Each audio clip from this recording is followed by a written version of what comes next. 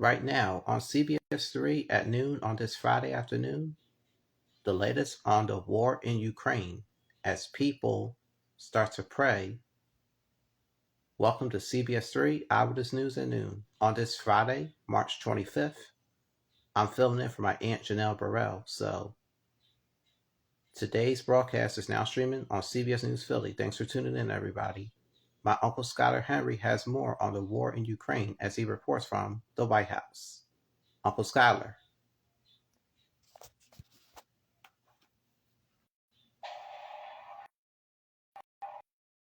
Ukrainian forces on the ground have made some advances in their latest counterattack, clawing back some land near Kyiv, including the suburban city of Irpin. But Russia has made some wins in southern Ukraine, which will make it easier to shore up its supply chain problems.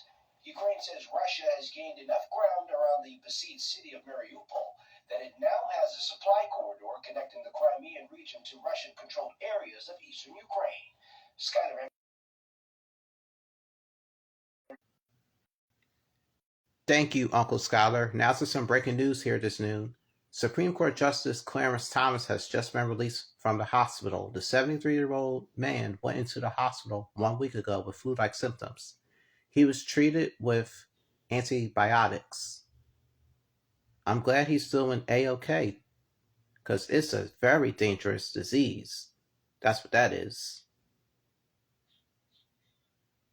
Justice Thomas's wife, Ginny, has been in the headlines after allegedly wanting the results of the 2020 election. The presidential election started to overturn. CBS News and the Washington Post have uncovered text messages, and then the chief of staff, Mark Meadows, got involved in it. Here is what is being said on November the 10th. It says, "Help this great president stand firm, Mark. The left takes their power. You're the leader with him." And here's another tweet from the 24th of November. "This is a fight of good versus evil. Thank you. Needed that. This plus just a conversation with my best friend as of right now." End quote. Now, it's not clear if Ginny Thomas was referring to her husband when she said that she was her best friend and whatnot.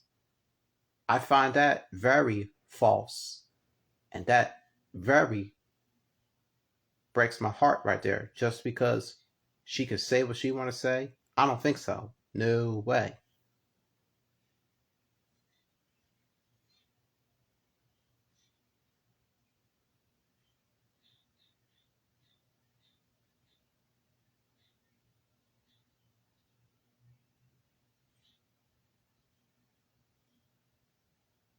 After all, President Biden is the right guy to become president. But Ginny Thomas publicly denied any conflict of interest between her activism and her husband's work. In the meantime, Mark Meadows has confirmed those text messages, but he deleted it from his phone. So with that being said,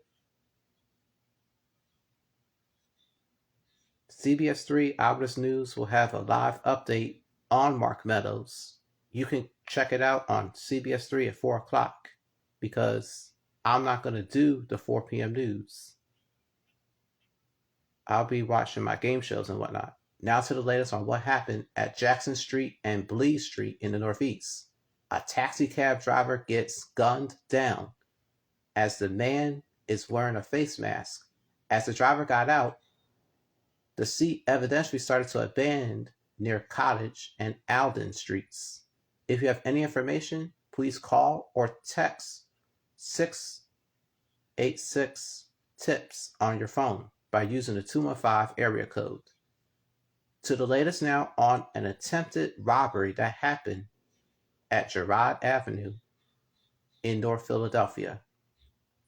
This happened at a local Dollar General store. The 36-year-old man is in police custody, and that's when the manager started to take out his gun and kill him. Then he was pronounced dead at the time. There is no word on the 36-year-old's condition, despite the fact that he was pronounced dead and whatnot. Funeral services will be held some other time.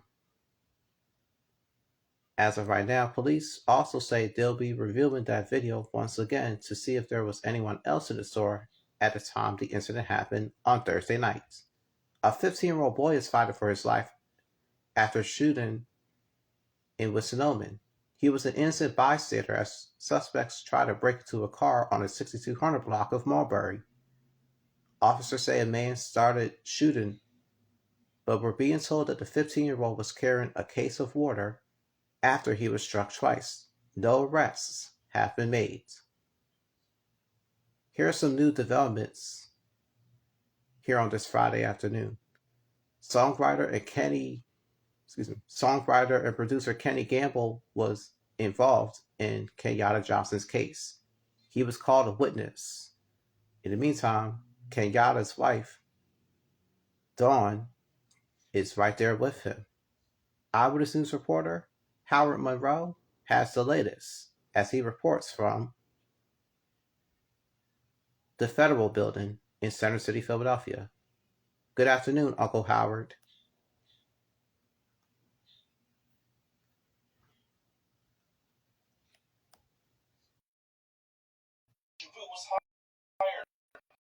Shavu's lawyer said that she was hired because of her expertise, not because of her husband. Johnson and Shavu face 2 charges of bribery and on-services fraud. They each face 40 years in prison. Rahim Islam, the CEO of Universal Companies, and Shahid Dewan, the organization's chief financial officer, face 20 additional counts. They include racketeering, conspiracy, tax evasion, and wire fraud services. Prosecutors claim that they stole $500,000 from Universal in the form of bonuses and personal reimbursements. Their lawyers said that they wouldn't steal from an organization they helped build, but they each face 300 years in prison. In Center City, Howard Monroe, CBS 3. Thanks, Uncle Howard. Now to the latest on what's going on. Senator Joe Manchin is going to support Judge Ketanji Brown Jackson. When she is nominated on April 4th, the Senate is going to vote right before the Easter holiday starts. And March Madness is officially into high gear as Nova Nation won their game, all thanks to that guy, Coach Jay Wright. Let's have some of the highlights from yesterday's performance. Villanova was up 43-37, but Jermaine Samuels took care of business. That's why he put in the 2-hand swat in the face right there. There we go. Nova Nation keeps right on going, 59-50 with 1:49 left to go in the second quarter. That was pretty amazing right there. Looks pretty hip, right? Well, Villanova defeated Michigan for good, 63-55. Their next game is this weekend, Saturday, March 26th, for when they take on Houston. And if they win against Houston, they go straight to the Final Four. And then, if they make it to the Final Four, they can win the national championship depending on who they play against. But March Madness continues right here on the networks of CBS, depending on who plays. It's the St. Peter's Peacocks from Jersey City, as their Cinderella run starts tonight when they take on Purdue, and then North Carolina takes on UCLA. I can't wait to see those 2 games, but I'm going to be interested on Friday Night SmackDown. That's what that is.